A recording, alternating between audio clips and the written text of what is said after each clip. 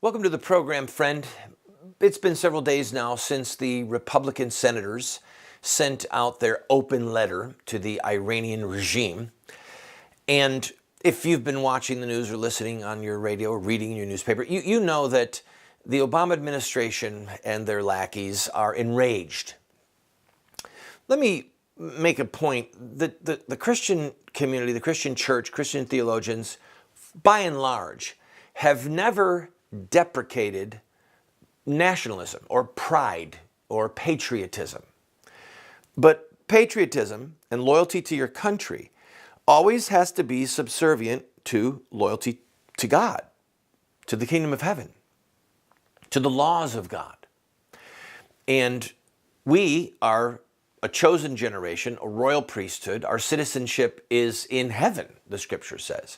So, but nevertheless, you see in the just war theory with St. Augustine or St. Aquinas or other theologians of the Catholic and the Protestant world, you see the idea that it is ethical to have a devotion to your country that is based upon the ethics of Christianity. So, right, there's the table I'm setting for you. So you see this, former ambassador John Bolton, former ambassador to the United Nations, John Bolton, says that the Obama's deal that he's working on with Iranians is an unprecedented surrender.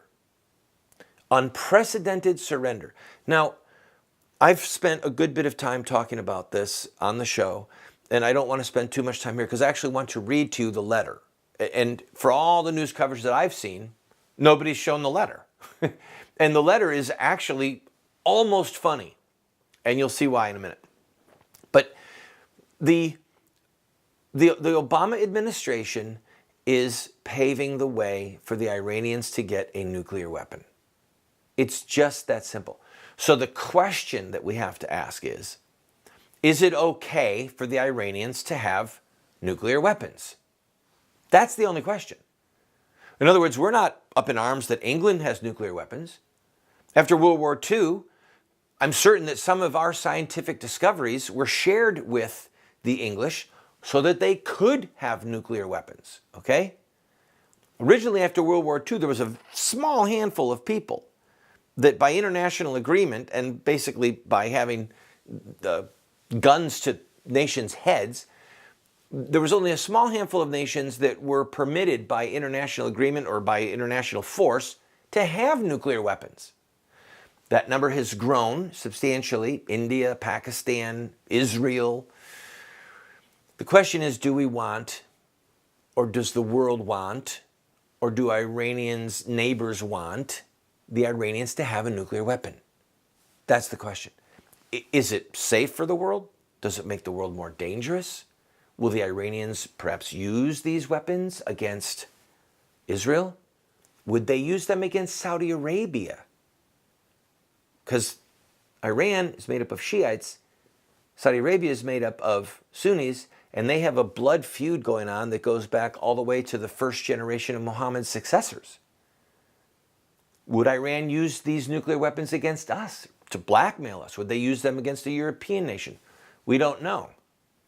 But given the facts of Iranians or of Iran's past, their connection to terrorism, they're a state sponsor of terrorism, do we want them to have a nuclear weapon?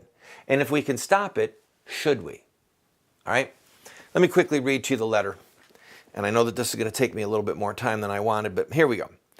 An open letter to the leaders of the Islamic Republic of Iran. It has come to our attention while observing your nuclear negotiations with our government that you may not fully understand our constitutional system.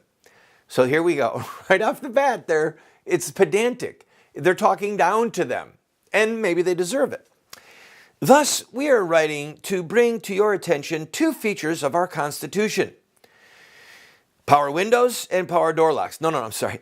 The power to make binding international agreements and the different character of federal offices, which you should seriously consider as negotiations progress. First, under our Constitution, while the President negotiates international agreements, Congress plays the significant role of ratifying them.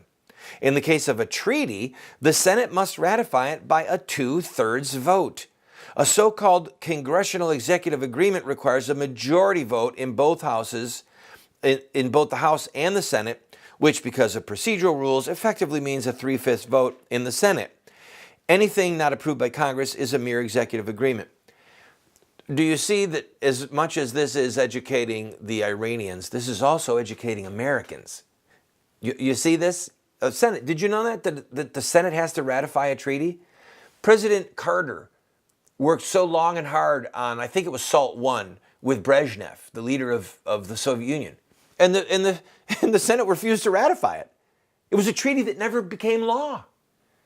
That's because of what our Constitution says. So this is also a slap in the face of Obama. Let me quickly finish it. Second, the offices of our Constitution have different characteristics. For example, the president serves only 2 4-year terms, while senators may serve an unlimited number of 6-year terms. As applied today, for instance, President Obama will leave office in January of 2017, while most of us will remain in office well beyond then, perhaps decades.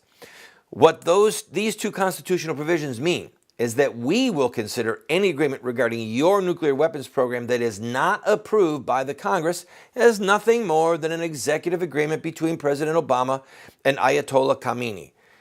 The next president could revoke such an agreement with the stroke of a pen, and future Congresses could modify the terms of the agreement at any time. We hope this letter enriches your knowledge of our constitutional system and promotes mutual understanding and clarity as nuclear negotiations progress. Sincerely. And then it starts with Tom Cotton. This is such a slap in the face of Obama's administration, and it's a well-deserved slap. A well-deserved slap. And it's saying to the Iranians, look, Obama's off the rails. What he's doing is unconstitutional. And while we in the Congress don't have the guts to impeach him because he keeps on breaking the law and defying the Constitution, once he's out of office, if we don't like the deal, we promise you it will be rescinded. So this is what all the hubbub is about. This is it. And you've got Democratic hacks calling the senators who signed this traitors. They're calling them traitors. In other words, they've committed treason. Why? Because they dared to explain and attempt to uphold the Constitution. If that makes them traitors, what is Obama?